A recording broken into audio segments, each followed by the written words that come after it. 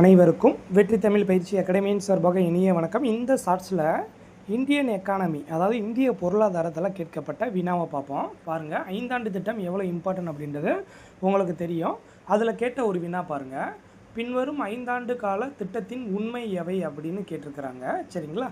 So first மொத்தம் 4 statement கொடுத்துருக்காங்க. First statement பாருங்கள், முதல் ஐந்தாண்டு திட்டம் ஏப்ரல் 1, 1951 அமல்படுத்தப்படுது. மிகச்சரிங்க.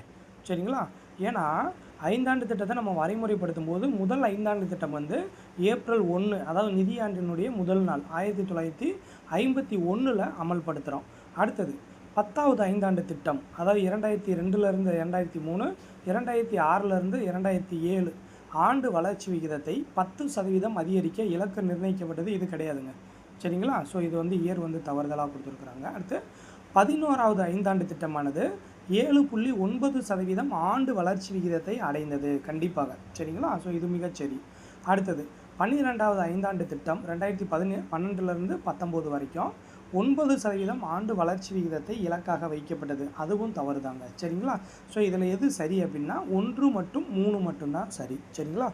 அதாவது ஃபஸ்ட்டு ஸ்டேட்மெண்ட்டும் 3வது ஸ்டேட்மெண்ட்டும் சரி. சரிங்களா? மிக முக்கியமானது. இது எங்கே இருக்குது? நம்ம 11th புக்கிலே இருக்கிறத தான் நமக்கு கொடுத்துருக்குறாங்க. சரிங்களா? நல்லா பார்த்து வச்சுக்கோங்க.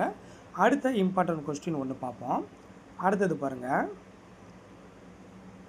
மக்கள் சார்பு அப்படின்னா கல்வி, இது தவறுன்னு சொல்கிறாங்க. சார்பு செயல்பாடு அப்படின்றது குடிமக்கள் தேவை கண்டிப்பாக இருக்கணும். மேம்பாடு அப்படின்றது வந்து பெண்களுக்கானது அப்படின்னு கொடுத்துருக்குறாங்க. அடுத்து மனித மூலதனம் அப்படின்றது சமூகம் கிடையாது அப்படின்னு சொல்லியிருக்காங்க. சரிங்களா? ஸோ இது வந்து என்ன அப்படின்னா, எது கரெக்டான பேர் அப்படின்றத கேட்டிருக்காங்க. எது கரெக்டான பேர் அப்படின்னா 2 மற்றும் 3 தான் மிக கரெக்டு. சரிங்களா? அடுத்தது நம்ம புக்கில் இருந்து கேட்ட ஒரு வினா பார்ப்போம்.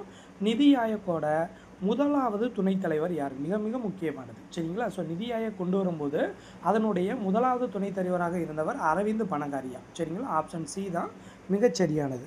ஸோ 3 வினாக்கள் பார்த்துருக்கோம். மிக முக்கியமான வினாக்கள், நல்லா பார்த்து வச்சுக்கோங்க.